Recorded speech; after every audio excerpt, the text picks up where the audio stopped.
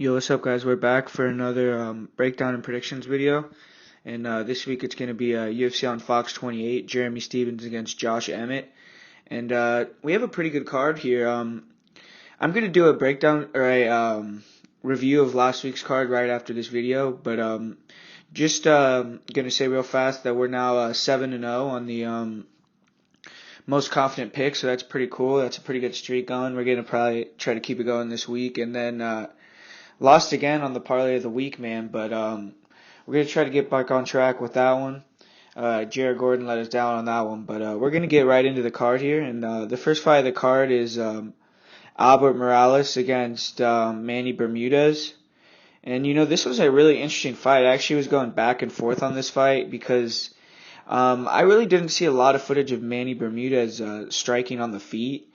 Really what I saw a lot of him doing was, he would just really be a submission hunter, try to get the back, try to get submissions, and didn't see much of his striking.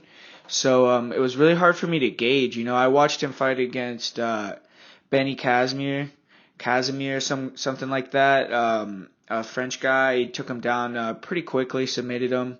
Same thing when I watched him fight against Rodrigo Almeida. So I didn't really get to see a lot of work from this guy, but he's 10-0, fighting out of Massachusetts. I think he has a pretty big following over there. And he's fighting Albert Morales, man, a guy that we know pretty well from the UFC.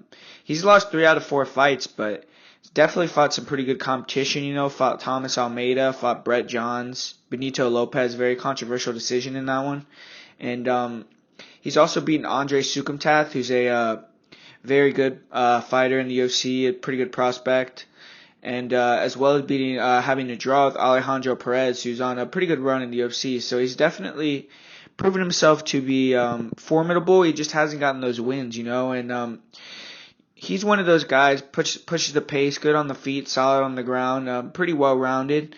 And in his last fight against Benito Lopez, I kind of thought he won. The first round he was really getting pieced up, got dropped with the flying knee. But after that, he was kind of taking the fight. I think he really has a lot of great pressure, really good cardio. And when he starts pushing the pace with his punches, he really can be a problem for a lot of people. And, against Brett Johns, he didn't get submitted, he didn't get finished. Brett Johns is finishing a lot of guys now. Had a great showing against Thomas Almeida where they had a bit of a war. And I just think his experience might push him through on this one. I think he's going to get the decision against Manny Bermudez. I'm going to say Albert Morales bounces back, gets a decision win in that one, but I'm not very confident in that one. Like I said, I didn't get to see much of Manny Bermudez on the feet. And he did look pretty slick on the ground from what I saw. He's a young guy, undefeated, so we'll see what he gives us in his debut. And then up next we have Eric Shelton against Alex Perez, and this is a really pretty high level fight at flyweight. All these flyweights are pretty high level with their skill set, but Alex Perez is coming down from 135. He's a slick striker, Timo Yama striker. Uses a lot of feints and angles. He'll try to catch on the end of his punches and kicks. Really tries to keep that distance.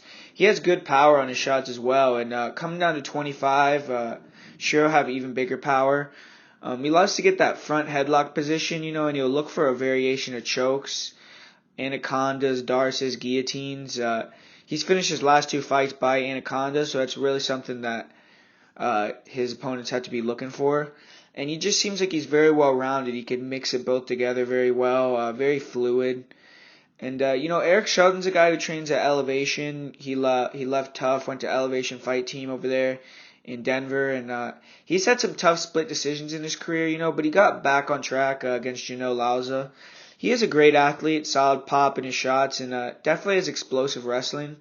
And on top, he can be aggressive with ground and pound. But he does seem to get into kind of like a sparring mode at times where he doesn't really exploit opportunities. He can hurt you and kind of just doesn't capitalize on it and just gets in kind of a close, slow-paced fight. I think Perez is a bit more dangerous on the floor, a little slicker with the striking, and I just think he's going to be able to just out-volume, outpace Eric Shelton, and I actually think that he might be able to get a finish with the late guillotine, maybe 3rd round. But I'm going to keep it safe here, go Alex Perez by decision in that one. And that'll be a great fight, though. Eric Shelton's definitely a guy who can show improvement rapidly just because of how great of an athlete he is. So we're going to have to see his progression there.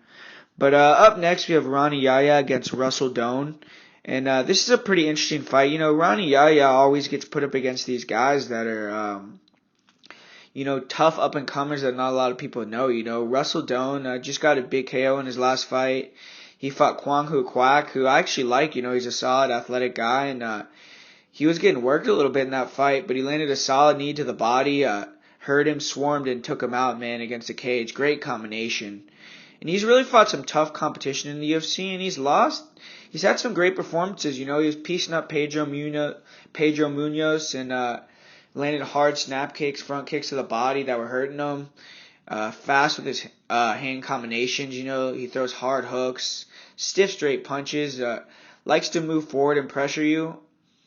Early, he's really quick and dangerous. Early on, he's really a hard guy to deal with. Solid defense on the feet as well. And most of his losses have come by grappling. He was dominating Munoz on the feet, got caught in a guillotine. Against Bektic, he was just overmatched in that one. Bektic is definitely a high-level prospect, maybe a top 10 guy already. And Doane had a great performance in his UFC debut against a similar opponent to Yahya. Able to control the distance. He was forcing bad shots from Leandro Issa. Leandro Issa is also a jiu-jitsu world champion, a guy who kind of primarily is a jiu-jitsu guy, a specialist, very much similar to Yahya. And he was able to actually reverse Issa quite a bit of times when Issa got in top control and was trying to go from half guard to side control. He would get a reverse there. And he had some pretty good ground and pound. And he ended up locking in a mountain triangle, and he got picked up and slammed, but he finished that choke, and he choked Issa out unconscious. So definitely has a lot of talent, and if he could put it all together, I think he definitely has that solid blend of skills, athleticism to be a solid fighter. He just has to get his mind right. He's going to be a lot longer than Ronnie Yahya, and Ronnie Yahya has gotten a lot better with the striking in the UFC, but still think that he gasses when he strikes. But throws solid leg kicks, spinning back fists, decent boxing. He likes to get inside, box and clinch. He likes to kind of close the distance. And if he's not closing the distance, he'll be way on the outside setting up his kicks. But his main game is jiu-jitsu, primarily from top position. Solid trip takedowns. He does a good job of clinching you, dragging you down to the ground. And on top, he has great jiu-jitsu, man. Very old school jiu-jitsu. Very slow domination. He'll slowly move to a dominant position. He'll look for chokes and just has a great squeeze, man. He'll look for that arm triangle. He could squeeze all day with it. He has 11 different chokes, which is, or 11 different submissions, which just shows the variation of submission game. But off his back, he's much less active and he can get grinded out. But he is a solid scrambler. And if you're on the mat with him, he can go all day. He doesn't run out of gas, but if you force him to strike, he gasses really badly. In his last fight against Henry Briones, he had a great showing. Won with the north-south choke very quickly. But Briones isn't UFC caliber. But what I'm saying is, when he fought Joe Soto, Soto was able to force him to stand up a little bit more than he'd like. And, he gassed very badly. And he was looking extremely tired in that fight. And Soto put it on him. And we've seen what Soto's done lately in the UFC. He's not an incredible force or anything like that. So I just think that if Russell Doane doesn't beat himself, which is very possible, he's a guy that seems like he's a great athlete, has all the skills, but just somehow finds a way to lose fights. So it could happen again here, but I think he's the much better athlete, has better momentum coming into this fight with that knockout, and I just think he's going to get a third-round TKO in this one. And I'm going to go with Russell Doane to win this fight. By third round TKO against Ronnie Yahya. I do think it's Ronnie Yahya is having to travel to the U.S. too. Definitely getting older now. He's fought for a long time, fought for the belt in the WEC, so has a lot of miles on him. I'm going to go with Russell Doane in that one. And up next we have Marcin Prachnio against Sam Alvey. And, this was a interesting fight to watch, because both these guys I don't think are very great. Sam Alvey is going to be moving up to 205. Alvey is what he is at this point in his career. Very one-dimensional, extremely low output, and almost a zero chance to win besides scoring a KO, He's always 1 to 2 punches at a time, never goes on combinations. He does have one punch KO power in that right hook, and that's why he's dangerous. He'll take shots to land that right hook. Solid takedown defense. Okay cardio. He does tend to gas, but he'll never change his game plan or adjust, man. Without a KO, I just don't see a path to victory for him against Mercier. He's just going to be looking for that right hand counter all night long. And if he lands it, well, then he's going to win the fight. But if he doesn't, then Mercier's most likely going to win. But Mercier's a karate world champion, and you could see it in his stand-up. Long stance, bounces on his toes. Quick in and out movement, darts in and out. Likes to hit you, dart out, not get hit. Good overhand right. He tries to time you coming in with that overhand right, and he's really fast with his punch combinations, has fast hand speed. Good kicks. He'll throw head kicks that are hard to see coming. He also throws some spinning heel kicks, and he could throw those kicks with both legs very well. He's very dexterous. He has questionable takedown defense, but showed good get-up ability. He has good cardio as well. He can get dropped and recover. He was dropped hard in one of his fights on the regional scene that I saw, his last fight against Galvao. And he keeps his hands low, and he kind of loads up on his punches at times, and he may be able to get time coming in with the hard shot, and Alvey could finish him, man. And if you can't beat Sam Alvey at this point, you don't belong in the UFC. And all he has to do is avoid that counter right hand. And I just can't pick Alvey, man, in 2018. So I'm going to say Prachnio is able to avoid that right hand and win a decision here. But I really would not be shocked if Sam Alvey got a walk-off KO on that one. Prachnio's striking defense is just not incredible to me. But up next, we have a very interesting fight. Two great jiu-jitsu guys, Gilbert Burns versus Olivier Aubin Mercier. And Gilbert Burns is a jiu-jitsu world champion. People are very hesitant to even get on top of him. Michel Perez, Jason Sago, solid black belts themselves. They wouldn't even get in his guard. So, and that was when he was rocked too. So they definitely have major respect for his jiu-jitsu game. But he has some very fast submissions when he gets the fight to the mat. He had a very fast sub against Cowboy Oliveira and as well as Shujiski.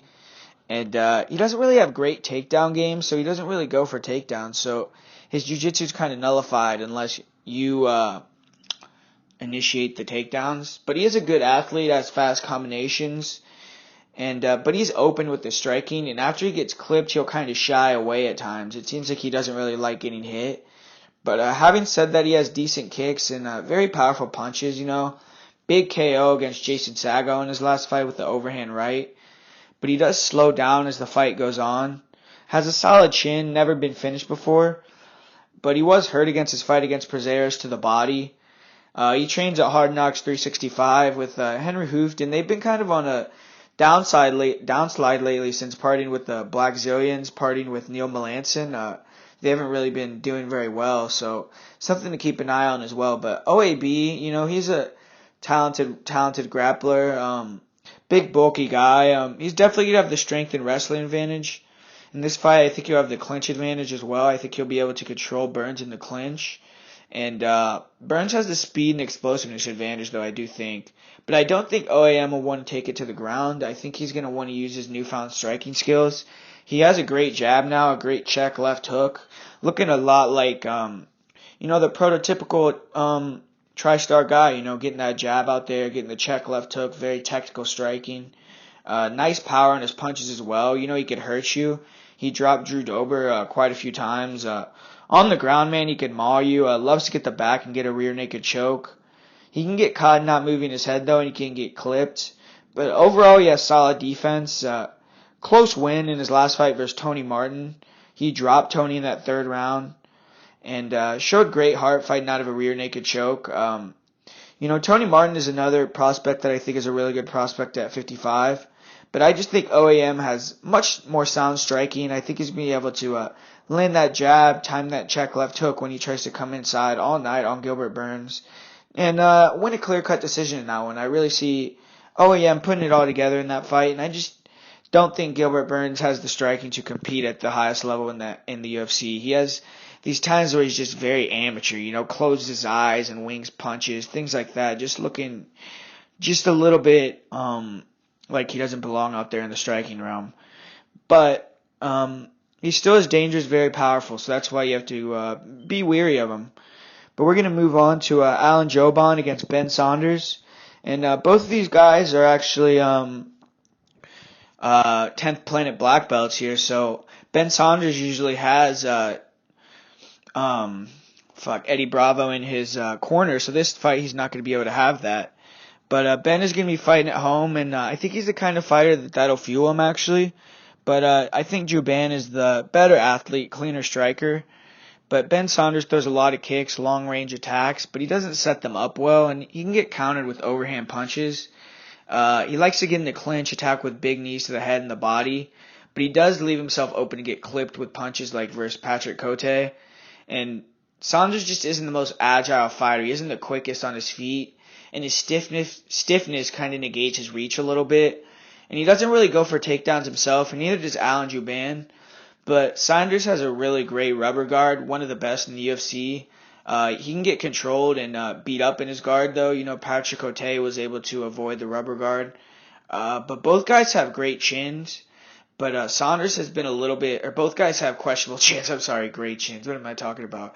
Saunders got finished in his last fight against Peter Sabata, but he actually showed a much more willing to fight back, much better chin than Jouban, who, in his last two knockouts by Nico Price and Gunnar Nelson, he's been floored pretty bad there.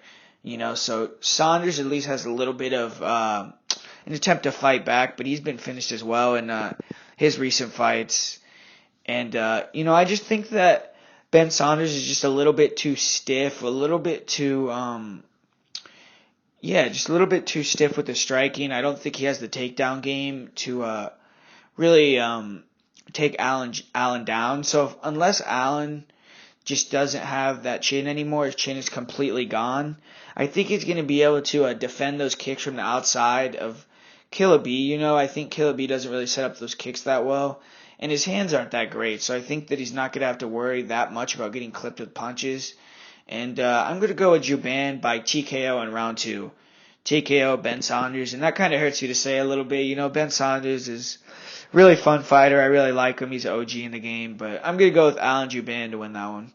And up next, we have my girl Angela Hill against Marina Moroz, and felt really bad picking against Angela Hill against Nina Ansaroff, but we won that one. But I'm a big fan of Angela Hill, man. Love her personality on Twitter. I think she's pretty funny. I just think she's fun to watch too, man. You can't deny it. Her fights against Jessica Andrade, she really will stand there and fight you, man. She doesn't give a fuck. But Angela Hill is a solid striker at 115. Good movement on the outside. She kind of uses a lot of false starts, stutter step movements to throw off her blitzes, and she mixes in a lot of kicks, teeps to the body, high kicks, great leg kicks off her blitzes as well, and that's usually the thought that she finishes her combinations with. She throws her right hand and will finish with that leg kick a lot. But she has a great overhand right, solid timing with it. She'll catch you coming in with it. She's good at moving her head in the pocket, rolling with the punches, kind of lessen the impact a little bit. She struggles fighting moving backwards. She almost seems a little frantic when her opponents have like a heavy blitz. But a lot of people seem frantic against a girl like Jessica Andrade. But she can get caught against the cage and unloaded on. But she has a great chin, does a good job of tying up, reversing position. Throws nice knees in the tie clinch, and some solid variety in her shots, a pretty good Superman punch, step in elbows. She definitely has solid cardio and can recover quickly with, when she gets hurt. But she struggles with defending the takedown, but she's gotten better at standing back up against the fence especially. And she has great speed for the division, but she doesn't possess KO power. She's had some awesome fights since her return to the UFC, man. She had an awesome fight with Jessica Andrade, awesome fight with Nina Ansaroff, both pretty good wars, and Hill's good at sticking and moving, rolling with the punches in the pocket. She got hit with a lot of leg kicks in her last fight, though, so that's something she maybe needs to address. But against Marina Moroz, I don't think that'll be that big of a factor. But Moroz likes to throw a jab, long punches. She's the Ukrainian national team boxing coach. She struggles to land and get her distance at times. She'll be throwing in air a lot. Good uppercut. She times it when you go for takedowns. Doesn't throw many kicks, but she does have a very active guard off of her back. Will attack with guillotines, arm bars. She has 5 arm bars. Good job of protecting herself in her guard, too. Good cardio and dedicated herself to MMA now. She moved to the U.S., training at Valley Flow Striking, where Juliana Pena trains, Yair Rodriguez. So moving to a pretty good camp. And I actually saw some improvements in her fight against Carla. She showed some improved takedown defense, some decent strength, framing, pushing Carla off. But she doesn't have an active takedown game herself, and I just think Angela Hill has more weapons in this fight. I think she's going to be able to keep the volume on Morose, and Morose kind of likes to keep a slow-paced fight, try to keep you at the end of her punches, and she has kind of no problem winning by a punch in the air, keeping you back, and just landing a few strikes around. But Morose doesn't really have a second game plan, and I think Hill's going to be able to just out-volume her, man. I think Hill's going to be landing more kicks, making it more of a fast-paced fight, which Marina doesn't like, and I think she's going to be able to get the decision there. So I'm going to go with Angela Hill via decision. And up next, we have a pretty interesting fight. I saw the lines for this. I think it's really a little bit crazy, because they have Sarah McMahon as a big favorite. But this is a great matchup. Both of these women have been, fixtures in the top 15 since, the existence of the division, but both are no longer spring chickens, Marion Reneau keeps defying Father Time. She's 40 years old, and Sarah McMahon's 37, man, so she's not young either. But Reneau is a great athlete, quick on her feet. Wish we could have seen her at like 25 in the UFC, man, but she has a great jab. She does a good job of landing her right hand, throwing solid leg kicks as well. She'll push the pace, bring the pressure, and she can sting you with her right hand, man. It's sneaky power on it. She's a good grappler, jiu-jitsu black belt. Her wrestling's a little suspect, but, off of her back, she attacks with arm bars, sweeps, triangles. She's very dangerous. She got Andrade in a triangle. She has 3 UFC finishes, and she kind of gets mean and will close the show, man. If she sees an opening, she'll sweep, get on top, get the mount, constant, nonstop ground and pound, finish you off with big elbows, big punches. In the clinch, she has great knees and elbows, good cardio, and she brings it every time, man. You never have to worry about Marion Reneau, but she's been bad. She's been on the bad end of a lot of poor decisions. I thought she beat Betch Correa. They gave her a draw, and I thought she beat Ashley Evans Smith as well. But I feel her only true loss, is that very close decision to Holly Holm. And she's tough. She'll persevere, push through adversity, and that's something I'm not sure Sarah can do. She's had some very strong third rounds, almost finished Betch Correa in round 3, finished Milana Dudieva in round 3, finished Bernardo in round 3 in her last fight. So she comes on strong in that third round. And this is a short notice fight for Sarah McMahon. McMahon, everyone knows, former Olympic silver medalist. And in her fight, she still primarily uses those skills. Her striking is a bit open and wild when she throws, but she has big power in her overhand. In her leg kicks as well, but she doesn't like getting hit, man, and she struggles with fast straight punches, something I think Reneau has. She has great takedowns, a very good arm triangle, and her ground and pound just isn't great. She will lay and pray at times, and her jiu-jitsu isn't great either. She can get caught in submissions, lose rounds. When someone gets up off bottom or defends your takedown, she kind of seems to panic and check out as well. And she's coming off a bad loss in her last fight against who was that she fought? The Brazilian girl, Ketlin Vieira. She lost by submission in that fight after she got dropped pretty badly. And same thing happened, man, where she took her down early, realized that Ketlin was tough, got back up, and that was all she wrote, man. But against Alexis Davis, I think that's kind of a matchup that I kind of look at to see how Marion could do with her off of her back. And she really struggled with that high guard and triangle that Alexis Davis was getting. And Alexis Davis was coming off a long layoff, a pregnancy. She gassed out, but man, she was landing hard elbows, in that rubber guard triangle, high guard type setup. And really had Sarah McMahon worried, man. Sarah McMahon went back to her corner saying she couldn't feel half of her face. And, she was able to get the takedown and submit her with the arm triangle in the second round, but Alexis Davis was coming off of a pregnancy and she gassed, man. But, I just think that, even if Marion Moreau gets taken down, she'll be more active off her back than McMahon is on top. She'll attack with arm bars. She has a great triangle. And I think she's going to land a lot of elbows off her back against McMahon too. And I think McMahon's really going to kind of get desperate coming into round 3. She's going to be beat up a little bit. And I think she's going to get the takedown. And I think she's going to get, caught in a triangle and tap out, man. And I'm going to go with Marion Reneau. I think at 40 years old, she's going to continue to, defy the odds, get another win here in the UFC. And I'm going to go with Marion Reneau in that one. And up next, we have a really interesting fight. Renan Barão against Brian Kelleher. And Barão's obviously fading fast. Does he have enough left in the tank to beat, this pressure wrestling style of Brian Kelleher? I don't really know. This fight will be at 135 again, so have to see how Barão looks with the weight cut. He hasn't fought at 135 since his TKO loss to TJ Dillashaw in 2015. So it's been a long time. He fought Jeremy Stephens and Nova at 45, and then recently fought Aljamain Sterling at 140. So it's been a while since he's made that attempt to cut down to 135, so we're going to have to monitor that one. But he's a former top 5 pound-for-pound fighter, man, and really lost a major step. Used to be an absolute destroyer when he KO'd Eddie Wineland, submitted McDonald, beat Faber twice. And now he's, losing to top 15 guys, squeaking by fringe UFC-level guys. I don't think he's had a great performance since Uriah Faber at UFC 169 in February 2014. So that was 4 years ago, And Barão's always relied on his speed and power in his fights. He doesn't really use feints, footwork. Just likes to stand in front of you and rely on, landing first and landing hard and getting you to get on that back foot after he lands first and lands hard. And that's where he can start his kicking game and his knee game, get you on the outside, get you moving backwards, and he really starts to get devastating. He can land leg kicks, flying knees, head kicks, spinning heel kicks. Very dynamic, But if you move, use feints and footwork, he gets lost, man. He doesn't really know how to play that game. Inside, he has solid hands, and he actually has some solid boxing combinations.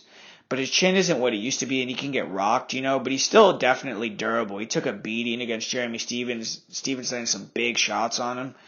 But he's starting to look for more takedowns, work his jiu-jitsu more than in the past. I think he knows that his striking game isn't what it used to be. And he has a solid double leg takedown. Good timing on his shots as well. And he'll try to shoot and take you down near the end of close rounds to get the round. Black belt in jiu-jitsu, very good on the ground. So you definitely have to be wary of his back take, of his submissions on top. Off his back, he isn't as dangerous, but he could still sweep you, still submit you. So you have to mind your P's and Q's on that. And he will get out-hustled and outworked on the ground, In his last fight versus Aljamain Sterling, he had never been taken down until that fight, and Sterling was able to take him down and able to really grind him out, really just outwork him. But he's still very dangerous, but he's just starting to show cracks. And if you force him to fight, I'm not sure he has that in him anymore. When you look at his wins, man, Felipe Nover, Mitch Gagnon, those are his last 2 wins. His last win besides Uriah Faber February 1st, 2014 is Mitch Gagnon, where he was in a very close fight until he got a submission in the 3rd round, and Felipe Nover in a uneventful close decision.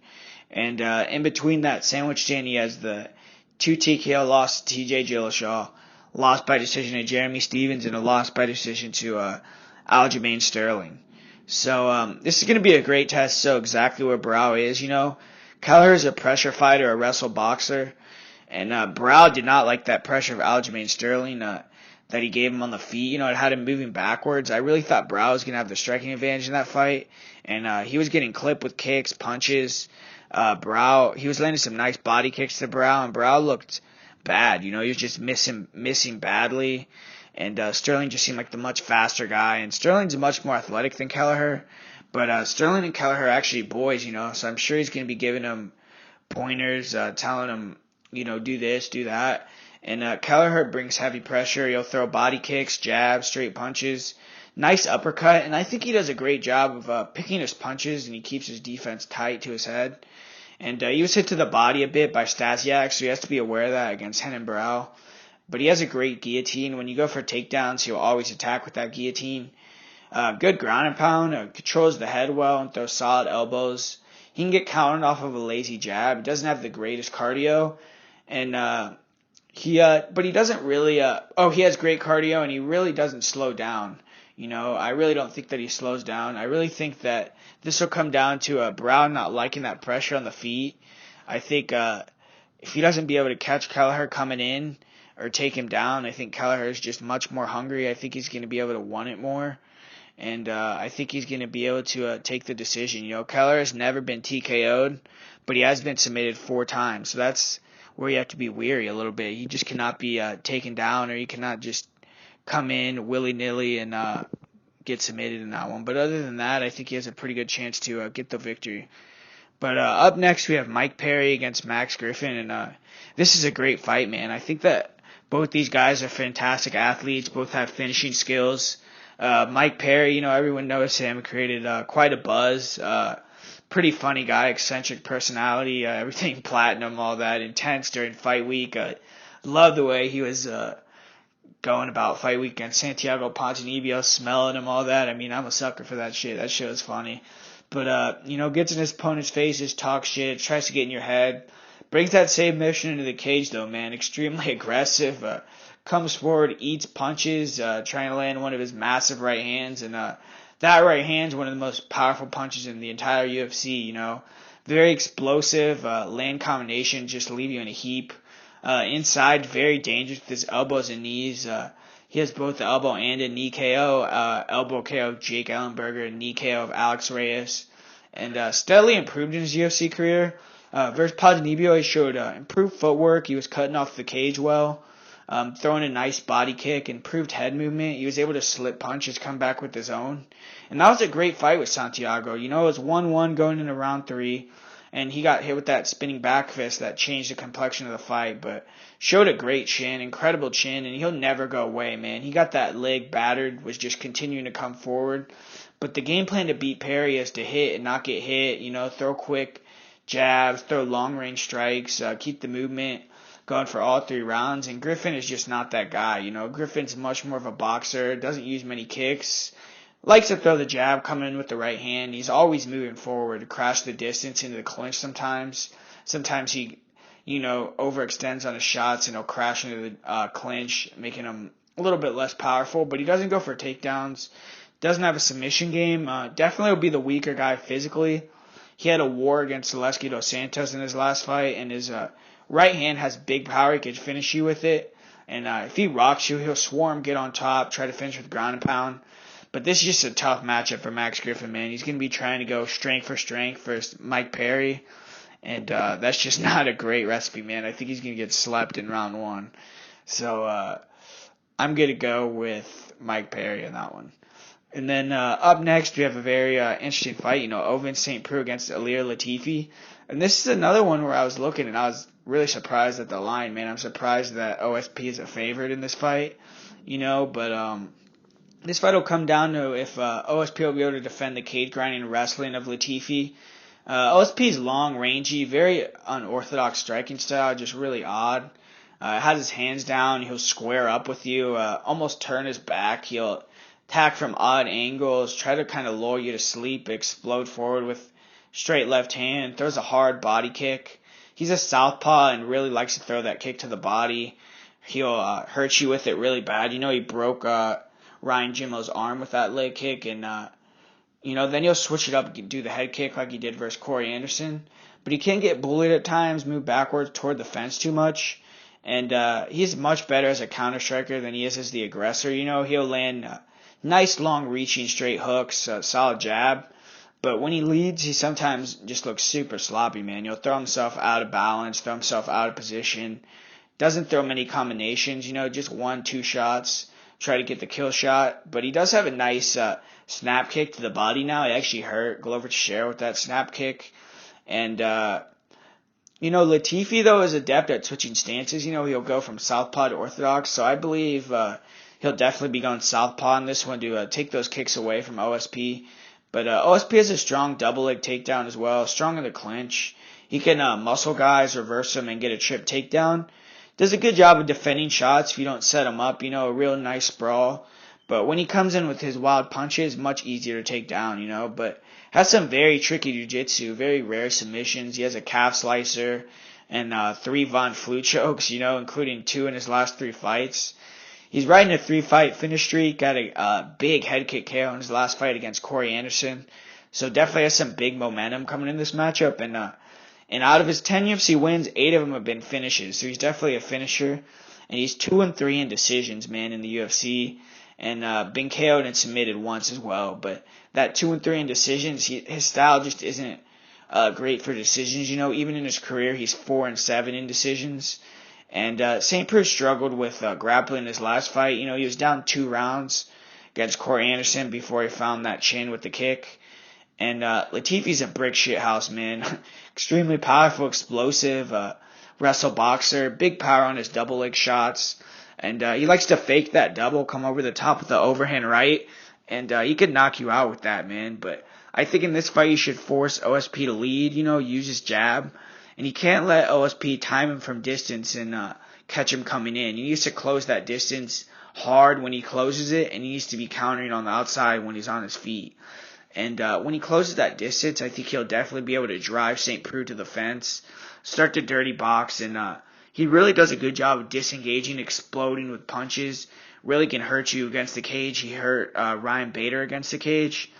And Latifi is very durable, has a good chin. And for being like a big ball of muscle, man, he's great cardio. This is just a very tough matchup for OSP, in my opinion. Latifi's very explosive. He can explode and hurt you against the fence. Very nice right hook. If you shoot takedowns on him, aggressive with the sprawl, he'll grab your neck, drag you down, push you back against the fence. And just a fantastic athlete, quick on his feet. He's been training with Gustafsson a lot for years, so he's going to be used to that length of OSP. And Latifi fought a very similar rangy striker in Tyson Pedro in his last fight, who I think is just actually better on the feet than OSP, but he might not be as powerful, obviously. But he completely shut him down, and I think he's going to be able to take down OSP. I think he's going to be able to get him against the cage, grind on him, and OSP might be able to get up early, might have some flashes in this fight, but I think eventually he's just going to start to get grounded. I think at one point Latifi's going to rock OSP against the cage. I think he's going to have a lot of cage grinding in this fight as well, and I'm going to go with Ilir Latifi to get the win here. And up next, you have a pretty lopsided fight, in my opinion, between Jessica Andrade and Tecia Torres. And, Ticia's composed, very patient early on the feet. She likes to get reads, very athletic and explosive. She'll throw some hard leg kicks, some fast combinations with her hands. The tiny tornado definitely is known for her combinations. Likes to slide out of the way and counter with big shots. Very aggressive in the clinch. She'll throw punches. She has decent pop. She rocked Rose in their fight a bit in round 1. And good job of getting her feet and the hips, standing up if you take her down. Good moving forward and backwards. She uses good lateral movement. She'll kind of bring people into her counters. But she can also attack with big explosive combinations. She can get countered coming inside. She'll need to keep her distance in this fight because she's going to be much weaker than Andrade. And she's shown major deficiencies on the ground. I think that her jiu-jitsu is just not very good. And she's really struggled against this style already, man. Grinding wrestlers. She lost to Randa Marcos, lost to Carla Esparza. And Andrade is extremely strong, extremely explosive. Obviously, she used to fight at 135, now at 115. She's just basically ragdolled everyone except for Joanna, man. She really surprised me in her last fight, just dominating Claudia Gadelha, suplexing her, just really just dominating her. And Claudia is just one of the best girls in the division, man. And she has big power in her shots. She'll try to throw overhands, get to the clinch, maul you, throw hard hooks to the head, to the body. Her cardio is just next level, man. She doesn't get tired. And if Andrade can get in the clinch, she'll definitely take Tecia down. I don't think Tecia has any ability to stop a takedown from Jessica Andrade. Great, and Andrade has a great positional top game, man. Heavy ground and pound. She'll finish you from top position, thudding ground and pound. Great chin, man. She'll continue to come forward even if she's getting pieced up. And I find it really hard to see Torres winning this fight. I think Andrade is just going to have her way, man. I think she's going to take her down in round 1 and pound her out. I think it's going to look very similar to the fight she had against JoJo Calderwood, man. And I'm going to go with Jessica Andrade in that one. And up next, we have Josh Emmett against Jeremy Stephens. And what a fucking fight, man. Jeremy Stephens is a fucking OG. Both these guys are, man. Jeremy Stephens coming back after a month. And Josh Emmett coming back after 2 months, But Jeremy Stephens has been in the UFC since he was 19 years old, man. Now he's 31. He's actually younger than Josh Emmett. And he's shown the best form of his career. This is an amazing fight. Two of the hardest hitters in featherweight history. And, both are former lightweights and are coming back extremely fast. Like I said, Stephens coming back in a month, Emmett coming back in 2 months. And Emmett's a strong, explosive athlete. He uses that a lot to get his offense off in his fights. He's a blitzer. Throws forward combinations, huge overhands rights and lefts, running overhand right hook, team alpha male style. That's where he trains at. He's one of the best he's at his best on the feet when he's, mixing a placement of his shots to the body too. He digs to the body with his right hand, and he can get overhand happy a little bit with the overhand right. And if he does that against Jeremy Stephens, that won't be a good thing for him to do. But he's much better when he uses that left hand as well and throws those hooks to the body. But he needs to improve when facing someone who utilizes movement. He looked lost and struggled very much to hit Desmond Green or change up his attack on the feet. He is a decent wrestler, although we haven't really seen a lot of that in the UFC. But he showed he could take down Scott Holtzman, but he couldn't hold position versus Holtzman, and got swept a couple times, actually. But he's solid off of his back. He'll attack, try to stand up. Good cardio, pushes the pace at the end of the fight. Likes to attack with flying knees and kicks at the end of the round to try to steal the round. And flashed some huge power at 145, man. Dropped Felipe Arantes 3 times in 1 round. Sent Ricardo Lamas into orbit, man. That was a terrible knockout. But he did miss weight versus Ricardo Lamas. But against Ricardo Lamas, he looked much better with his boxing, man. He was throwing combinations, body shots, and wasn't so overhand happy. He was actually throwing some leg kicks in there. But, Jeremy Stephens, he has one of the best highlight rails in MMA history. 17 KOs, solid feints, footwork. He's definitely gotten better with that. He's always trying to find that right hand, man. That right hand is a missile. It's heavy and it'll knock you out. And he can time uppercuts on takedown defense, slump you like he did against RDA. Nasty flying knees when you go for takedowns. He KO'd Dennis Ramirez with a flying knee. And he's really starting to integrate some big kicks, massive leg kicks, really beat up that front leg of Gilbert Melendez, really almost won the fight via leg kicks. And against Honey Jason, nasty head kick KO. I think his wrestling is underrated, and super solid takedown defense. Has a great chin. He's only been KO'd 1 time in his entire career. And he was saying that he did not train right for that fight against Dean Thomas. And he has more tools than Emmett on the feet, man. And I just feel like he's a better athlete as well. Emmett's a little more stiff. I think Stephens is going to KO him. I think Stephens is going to, upset another hype train. And I'm going to say he finishes Josh Emmett in round 2. But, all right, guys, I'm going to give you guys my most confident pick of the night. And my most confident pick is going to be Jessica Andrade to beat Tecia Torres. And if I was going to do a parlay for this, I would do Jessica Andrade parlayed with Brian Kelleher. So we're going to do that. We're going to put an underdog in the parlay because I really feel good about Brian Kelleher getting this win. And, also I think a pretty good parlay if you're looking for an underdog parlay would be Alir Latifi, Marion Reneau, and Brian Kelleher because I really do feel like all those fighters have very likely and very, easy path to victory that I could see for them. So I'll be back next week, guys. I'm going to be releasing a review, like I said, for last week's event or yesterday's event. And so you guys will be listening to me a little bit later, hopefully. But, yep, so subscribe for more. I hope you like the show, and we're going to keep giving you these good picks.